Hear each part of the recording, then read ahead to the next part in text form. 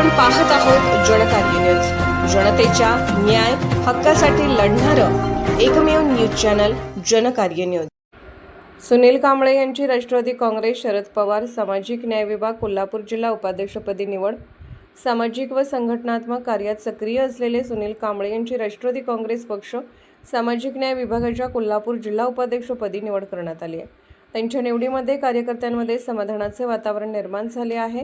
सुनील कांबळे हे अनेक वर्षापासून सामाजिक, शैक्षणिक, सर्वसामान्यांच्या प्रश्नांसाठी सातत्याने कार्यरत आहेत। त्यांच्या कार्याची दखल घेत पक्षाच्या वरिष्ठ नेतृत्वाने त्यांच्यावर ही महत्त्वाची जबाबदारी सोपवली आहे।